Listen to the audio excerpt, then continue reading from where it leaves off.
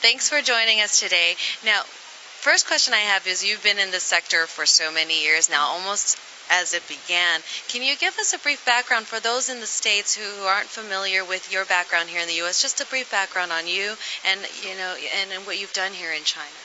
Well, I was based in actually the U.S. between 1985 and 1994, and then coming out from Stanford Business School, I moved out here to Beijing. So I've been back since 1994. It's my third startup company now. First of which I was actually in the early stage venture capital firm, Regina Capital, where we invested in both media entertainment companies as well as manufacturing companies. And like you mentioned, around 97, 98 is kind of where Chinese internet starts emerging. And I met the founder of Sohu.com, Charles Dong, in 98. And I went in as the CFO, then the COO, then the president of the company over a 6-year period of time. And then 2005, I decided to take a sabbatical, and after which I started my own company, which is now Youku.com, the leading online video site in China.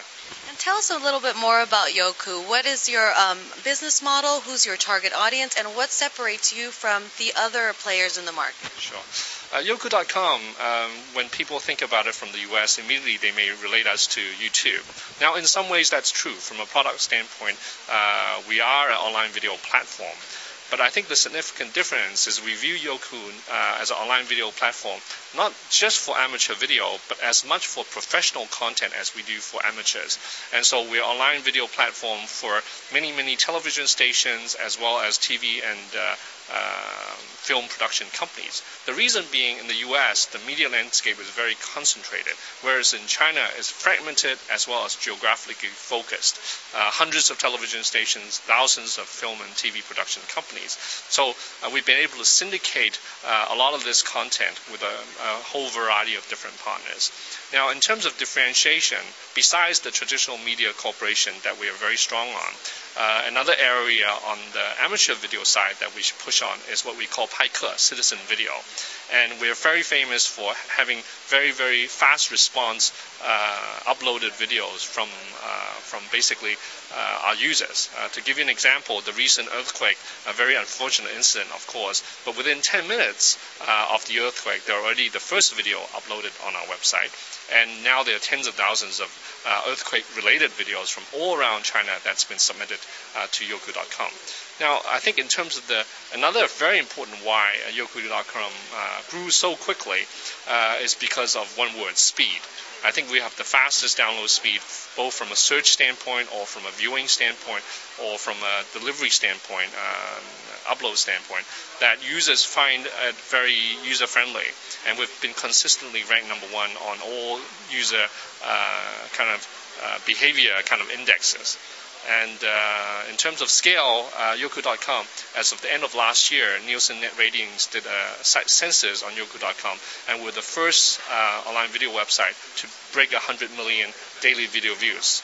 Now, if you think back, also took YouTube a year to get to 100 million daily video views. For them was from 05 to 06, and for us it was from 06 to 07. So the tremendous growth that YouTube observed in the US is something that Youku also achieved in China. Now, what stage are we catching you at here for Youku, and where are you guys headed? Where do you hope to be in even a few years? Sure. I think for Youku, we beta launched in June of 06 and officially launched in December of 06, but we've grown rapidly ever since. Now, we're in 2008.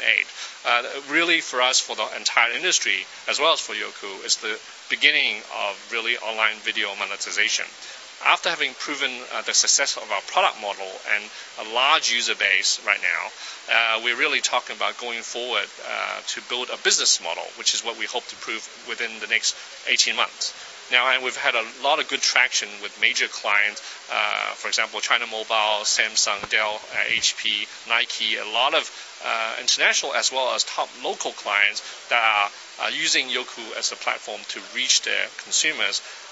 And unlike traditional text and picture portals, we can offer very, very visually impactful as well as storytelling form of video advertising, which has shown very strong results both in brand recall as well as traditional click-through rates. Now let's go back to Victor Koo, the entrepreneur, for a second. A lot of our audience is based in the U.S. A lot of them are new to China business. For that person watching right now who's not necessarily in the tech sector but just interested in China business in general, what advice would you offer them? Sure, and certainly I am an early bird in the Chinese internet industry, and I think the field has changed a lot in the last 10 years.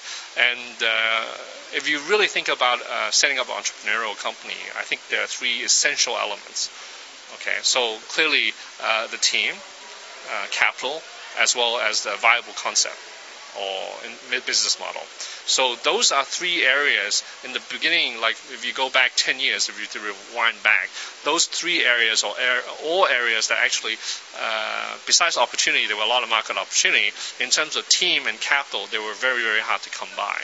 Now, over the last dozen years, the infrastructure or the value chain of Chinese internet industry has developed tremendously with a tremendous amount of infusion of international venture capital as well as Chinese venture capital, as well as a team with all these NASDAQ-listed companies and a lot of startups that has happened over the last 12 years.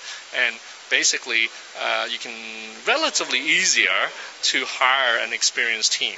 For example, for Youku.com, most of our team came from top-notch internet as well as television companies such as Baidu, Sohu, Sina, Focus Media, and so forth. And we also attract talent from places like CCTV because really a convergence between internet and television. Now, my last question is an interesting one. Even though you are from the U.S. and you're educated there, your company is what I would consider a Chinese homegrown company. What do you think is the difference between a Chinese homegrown company, or what advantages does it have versus the YouTubes that we see, or even just if you're talking about the tech sector in general, American tech companies coming into China? What's the difference between a foreign company and a homegrown Chinese? You make a very good point. If you look back at the last 10 to a dozen years of Chinese internet history, the dominant players in each segment of the market are clearly very local. I think besides the obvious language or cultural differences, the understanding of the market as well as dealing with the government as well as key constituencies, whether it's users, clients, or agencies, a local understanding is critical and paramount to a success of the company. And also, I think the fast response and the speed that I was talking about before is much easier for a core team that's based here and can make decisions very quickly, because internet is such a fast-moving industry. And for companies with international headquarters, that kind of past the Pacific Ocean is just too long for the internet area. So that's something that makes a significant difference between a local competitor and even a globally very strong competitor.